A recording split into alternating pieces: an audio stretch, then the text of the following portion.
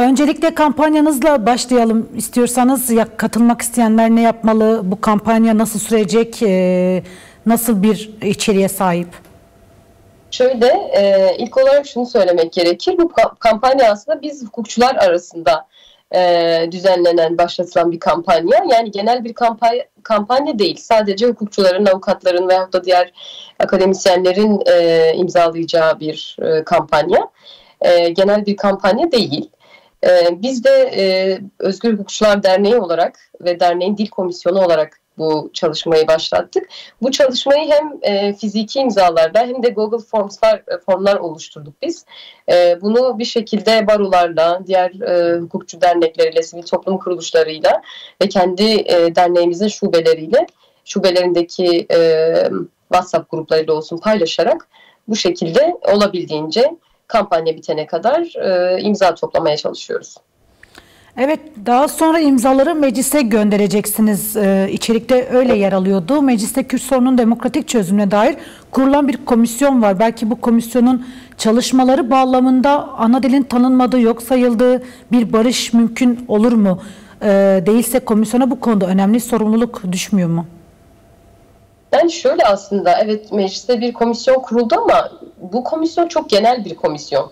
Yani bugüne kadar sadece Kürtçe değil, Kürtlere yönelik her alandaki baskıcı politikaları, asimilasyon politikalarını ele alan ve genel olarak bu sorunun çözümüne dair neler yapılabiliri konuşan bir komisyon olacak. Evet. Biz ana dil gibi önemli bir konunun bu genel komisyonda tartışılmasını tabii ki tartışılabilir ama ana dilde eğitim gibi önemli bir konunun bu komisyonda, bu genel komisyonda yeterince tartışılmayacağını, yeterince gündeme alınamayacağını ve dolayısıyla yeterince üzerinde çalışmaların yapılamayacağını düşündüğümüzden dolayı ana dilde eğitim için yeni bir komisyon kurulmasını talep ediyoruz.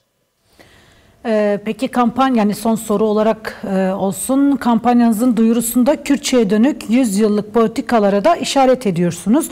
100 yılda Kürtçe'ye dönük politikaları nasıl yorumlarsınız ve bu asimilasyon politikalarına rağmen ayakta duran Kürtçe'nin geliştirilmesi için kime nasıl bir sorumluluk düşüyor? Bu alanda da aslında yürütülen bir sürü çalışma var, birçok çalışma var ama siz de bu alanda çalışma yürüten biri olarak nasıl bir çağrıda bulunursunuz? Şöyle, aslında bu her Kürdüm diyen herkesin sorumluluğu bence. Sadece hukukçuların değil, sadece işte bu alanda çalışma yürütenlerin değil. Yani evinde bir Kürt anne babanın çocuğuyla Kürtçe konuşması bile yeterli aslında belki de. Yalnız biz şunu ifade etmeye çalışıyoruz. Yani dil çok önemli. Yani bu sorunun çözümü de tamamen dilden geçtiğini düşünüyoruz. Yani %90 en azından buradan geçtiğini düşünüyoruz. Çünkü dil demek bir insanın duygularını, düşüncelerini, yani kendisini dışarıya aktarmasının, genel olarak da işte insana ait, topluma ait tüm birikimlerin aktarılmasını sağlayan bir araç. Dolayısıyla bu dil üzerindeki baskılar genel olarak bir toplumun, bir ulusun baskılanması demek. Dolayısıyla 100 yıllık bir asimilasyon politikasından bahsediyoruz. Cumhuriyet kurulduğundan beri vatandaş Türkçe konuş kampanyalarıyla Kürtçe, özellikle Kürtçe yönelik bir kampanyaydı bu. Ve Kürtler 1950'lere kadar okula bile gidemiyordu, yani düşünün. Kürdistan'da da açılmıyordu okullar. Yani bu ortamda Kürtçe'nin halen yaşıyor olması, halen konuşuluyor olması da aslında yine Kürtlere borçlu. Yani dilini seven, kimliğini seven ve konuşmaya, bütün baskılara, bütün uygulanan şiddete rağmen bunu evlerinde konuşarak, çocuklarına aktararak, çocuklarına öğreten Kürtlere borçluyuz aslında. Dolayısıyla yani sizin sorunuza dönersek baskılar çok fazlaydı. Devlet bunu sistematik olarak uyguladı ve tüm resmi kurumlarıyla bunu uyguladı. Diğer sivil toplum kuruluşları da buna eşlik etti. Cumhuriyet tarihinde kurulan sivil toplum kuruluşları. Dolayısıyla biz ne yapabiliriz?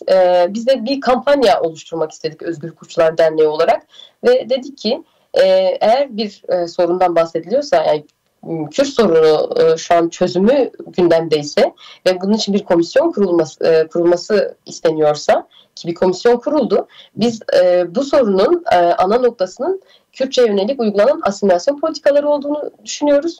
Ve Kürtçe ana dilde eğitim hakkı getirilmediği sürece, ki burada da bir parantez açmak gerekir, Türkiye ana dilde eğitim hakkını düzenleyen birçok uluslararası antlaşmaya imzalamış bir ülke, taraf olmuş bir ülke.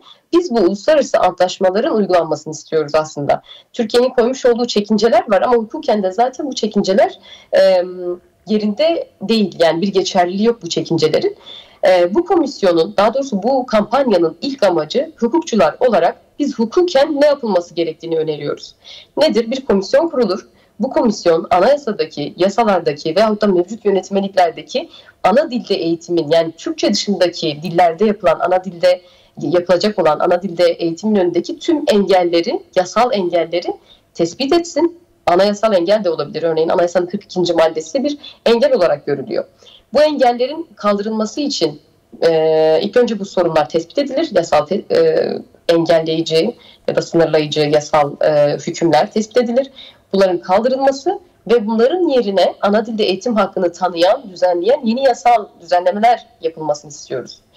Hukukçular olarak bizim yapabileceğimiz bir tek şey bu. Ama bu mesele sadece bununla da olabilecek bir şey değil. Sonradan oluşturulan bu komisyon Türkiye'nin yapısına uygun bir şekilde çift dilli ya da çok dilli eğitim formatının, sisteminin getirilmesi için sosyoloğundan tutun siz işte istatistikçisine kadar birçok kişinin belki de içinde bulunacağı bir komisyon kurulabilir ve Türkiye'ye uygun, Türkiye'nin özellikle nüfusuna, özellikle şehirlerdeki Kürt nüfusuna bakarak en uygun ana dilde eğitim sistemi nasıl olur bunu tartışacaklar ve onlar ortaya koyacak. Biz sadece ilk adımın atılmasına vesile olmak istiyoruz hukukçular olarak. Şu an çünkü hukuki engeller var ana dilde eğitimin önünde.